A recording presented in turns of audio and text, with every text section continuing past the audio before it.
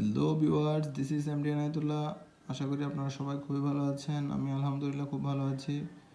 Accounting and agriculture lovers YouTube চ্যানেলের পক্ষ থেকে সবাইকে শুভেচ্ছা ও অভিনন্দন।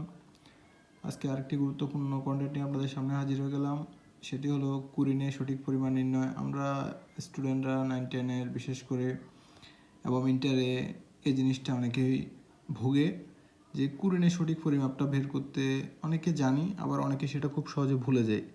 আজকে আমরা এই ভিডিওটির মাধ্যমে আমরা যেন সহজে জিনিসটা না ভুলে যাই, একবার শিখলে যেন আজীবন মনে থাকে, সে বিষয়ে কিছু টিপস বলবো।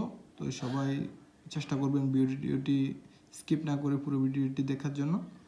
তো ভিউয়ার্স, কুরিনের সঠিক পরিমাপ সম্পর্কে বলার আগে আমি একটা কথা বলি, কুরিনটা আসলে কি। আসলে দেনাদারের নিকট থেকে যে টাকাটা আমাদের পাওয়ার আর সম্ভাবনা নেই, ওই টাকাটাই হচ্ছে কুরিন। এখন আমরা আর্থিক অবস্থা বিবরণীতে পরিচালন ব্যয় কুরিনের একটা কাজ হয়েছে। আসলে সমন্বয় এন্ট্রিতে যদি কুরিনের কাজ থাকে সেটা দুই জায়গায় কাজ হয়। তো কুরিনের কাজ একটা হচ্ছে পরিচালন ব্যয় লাভ লোকসান হিসাবে, এবং আরেকটা হচ্ছে আর্থিক অবস্থা বিবরণীতে সম্পদের দিকে দেনাদারের সাথে তার কাজ। যাই হোক, আমরা আজকে পরিচালন ব্যয় কুরিনের যে কাজটা নিয়ে আমরা সবাই ভুগি, ওই কাজটার দিকে যাচ্ছি। তো গাইস, আমি একটি খুবই গুরুত্বপূর্ণ অনেক তথ্য সম্বলিত একটি কোয়েশ্চেন নিয়েছি। কোয়েশ্চেনটা আপনাদের সামনে দেখাচ্ছি। আপনারা স্ক্রিনে কোয়েশ্চেনটা দেখতে পাচ্ছেন, আমিও দেখতে পাচ্ছি। যাক, আমি কোয়েশ্চেনটা নিয়ে বিস্তারিত একটু কথা বলি। আমি কোয়েশ্চেনে আন্ডারলাইন করে রেখেছি আমার গুরুত্বপূর্ণ টপিকসগুলো। আমি দেখতে পাচ্ছি আমার রেওয়া মিলে একটা আন্ডারলাইন দেখা যাচ্ছে, কুরিন ও কুরিন সঞ্চিতি 10,000 টাকার ডেবিট এটা আছে এবং 25,000 টাকা ক্রেডিটে আছে। আমি সমন্বয়টা পড়তেছি। সমন্বয়ে 2-এ দেখতে পাচ্ছি যে বাকিতে বিক্রয় 7,000 টাকা, এবং 3 নম্বর সমন্বয়ে দেখা যাচ্ছে যে কুরিন বাবদ অবলোকন করো 20,000 টাকা। এই কুরিন বাবদ অবলোকন করাটা আরও একভাবে থাকতে পারে, দেনাদার থেকে 2,000 টাকা আদায়যোগ্য নয়, এভাবেও থাকতে পারে। বা দেনাদার থেকে এত 5,000 টাকা পাওয়ার সম্ভাবনা নেই, এরকমও থাকতে পারে। বা কুরিন বাবদ অবলোকন করো, এভাবেও থাকতে পারে। সবটাই একই জিনিস।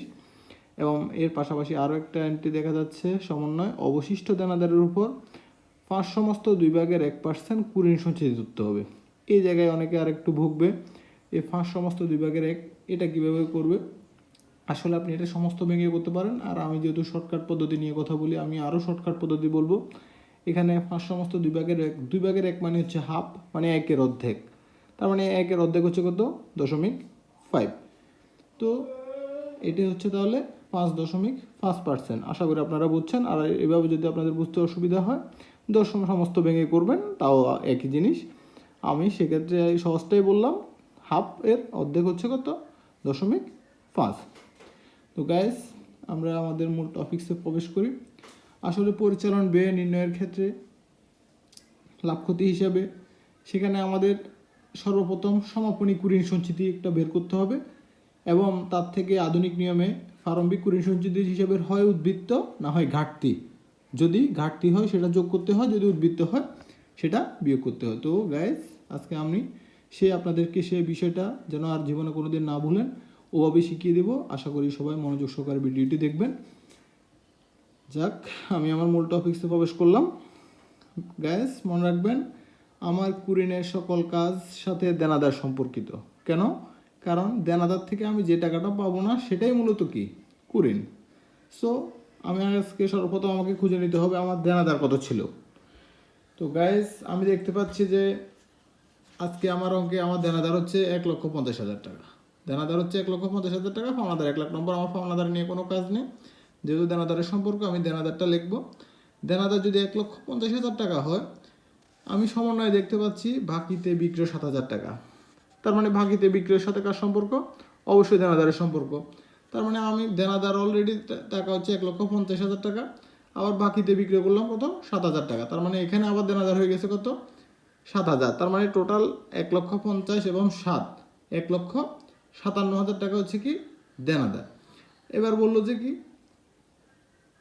কুরিন বাবদ অবলোকন করো 20,000 টাকা টোটাল। তার মানে আমার হয়ে গেল দেনাদার ছিল 1,50,000, বাকিতে বিক্রয় করলাম 7,000। তার মানে এখন তার দেনাদার হচ্ছে আমার জন্য কত? 1,57,000 টাকা। আবার আজকে আপনাকে সমন্বয় বলে দিল যে কি কুরিন বাবদ অবলোকন করো 20,000 টাকা, মানে দেনাদার থেকে আরও 20,000 টাকা কি পাওয়া যাবে না। তার মানে দেনাদার থেকে যদি 20,000 টাকা না পাই, তাহলে এখন আমার টাকা কত হলো? আমার টাকা ছিল 1,57,000 টাকা, 1,57,000 টাকা মাইনাস দেনাদার থেকে এবার পাওয়া যাবে না আরও কত, 20,000 টাকা, 20,000 টাকা। তার মানে টোটাল আমার এখন দেনাদার হয়েছে কত, 1,37,000 টাকা। গাইস আমি আবার বলছি, আমার দেনাদার ছিল 1,50,000 টাকা এবং আমি বাকিতে বিক্রি করেছি 7,000 টাকা। তার মানে সেটা আমার জন্য কি, দেনাদার।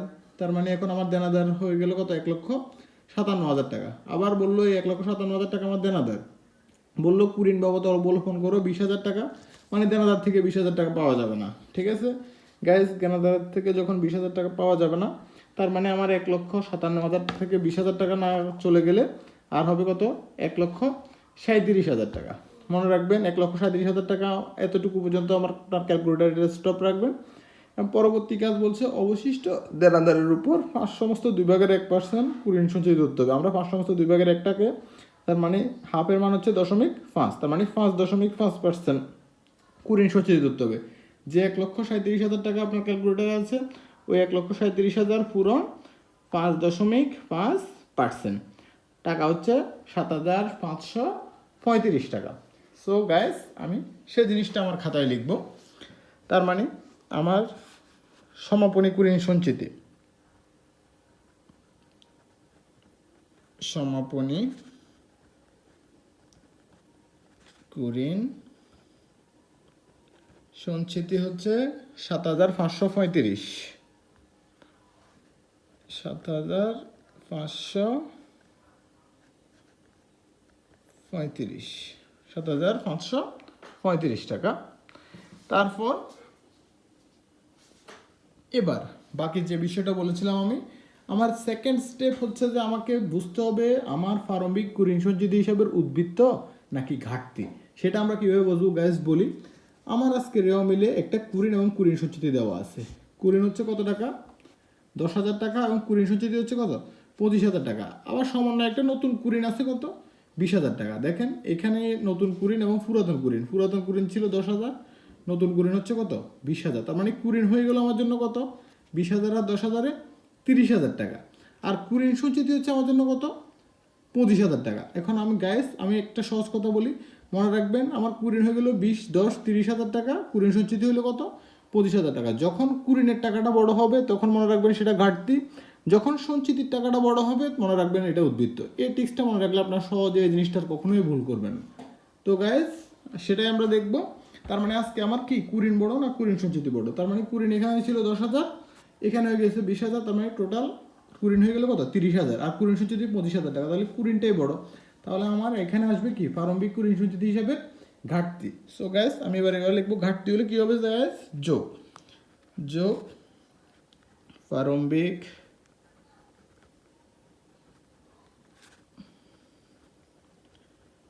কুরিন সঞ্চিতি হিসেবের ঘাটতি। টাকাটা আমরা এভাবেই দেখাবো, 20,000 যোগ 10,000, 30,000 মাইনাস 25,000 টাকা। তার মানে 30,000, 25,000, তার মানে কত টাকা আমার আজকে ঘাটতি, 5,000 টাকা ঘাটতি। তার মানে যেহেতু ঘাটতি টাকাটা কী হবে, যোগ। আমরা অটোমেটিক এই পাশে যোগ করে দিলে টাকাটা হবে যে 5, 3, 5, 7, 5, 12, 12,535। সো গাইস এটাই হচ্ছে যে কুরিনের আসল পদ্ধতি, এবং আমরা এই পদ্ধতি যদি মনে রাখতে পারি কখনোই আমরা কুরিনের কাজটা নিয়ে আর কোনো দিন সন্দেহ থাকবে না। গাইস চেষ্টা করবেন ভিডিওটি ভালোভাবে দেখার জন্য, এবং দেখে যদি কোনো সমস্যা পড়ে আমাকে বিষয়টি জানাবেন। ধন্যবাদ সবাইকে, আসসালামু আলাইকুম।